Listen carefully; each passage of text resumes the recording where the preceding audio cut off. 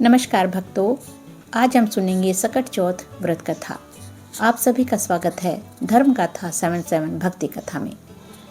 माघ मास की सकट चौथ का पावन पर्व 6 जनवरी 2026 मंगलवार के दिन मनाया जाएगा। सकट चौथ का व्रत भगवान श्री गणेश जी को समर्पित है। इस दिन श्रद्धा से कथा सुनने और व्रत करने से अन्न धन पुत्र सुहाग और सुख समृद्धि की प्राप्ति होती है। तो भक्तों, आइए पूरी श्रद्धा से सकट चौथ की कथा सुनते हैं। प्राचीन समय की बात है। एक नगर में एक साहूकार और एक साहूकारनी रहते थे। वे धनवान तो थे, लेकिन धर्म और पुण्य कर्म में उनका कोई विश्वास नहीं था। इसी कारण उनके कोई संतान भी नहीं थी। साहूकारनी इस बात से बहुत दुखी रहती थी। एक दिन साहूकारनी अपने पड़ोस में रहने वाली स्त्री के घर गई। उस दिन सकट चौथ का दिन था।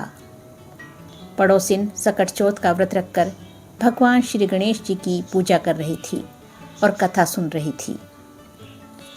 यह देखकर साहूकारनी ने पूछा, बहन, तुम यह क्या कर रही हो?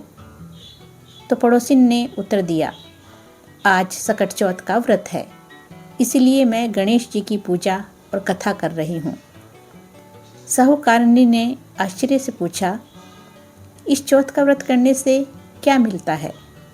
तब पड़ोसिन ने कहा, इस व्रत को करने से अन्न धन सुहाग और पुत्र सुख की प्राप्ति होती है। भगवान गणेश सभी संकट हर लेते हैं। यह सुनकर साहूकारनी के मन में श्रद्धा जाग उठी। उसने मन ही मन संकल्प लिया और बोली, यदि मेरे गर्भ ठहर जाए तो मैं 1.5 सेर तिलकुट बनाकर सकट चौथ का व्रत करूंगी। भगवान गणेश जी की कृपा से कुछ समय बाद साहूकारनी के गर्भ ठहर गया।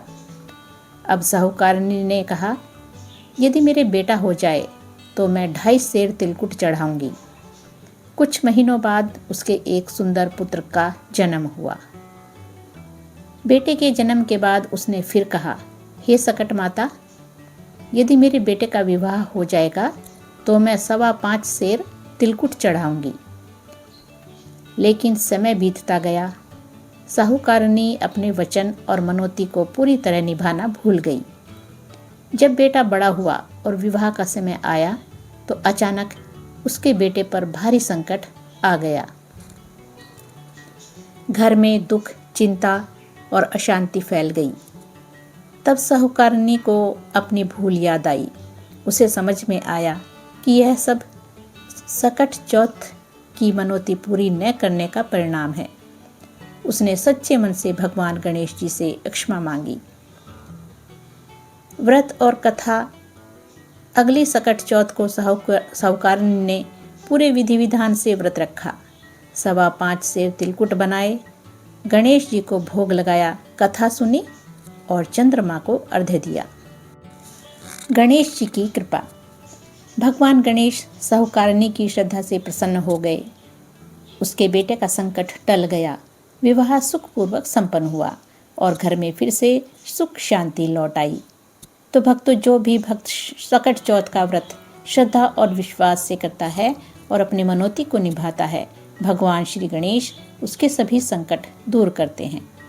हे गणपति बप्पा, हम सब पर अपनी कृपा बनाए रखें और हमारे जीवन के सभी संकट हर लें।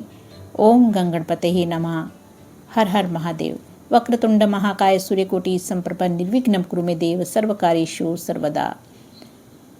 जय गणेशाय नमः।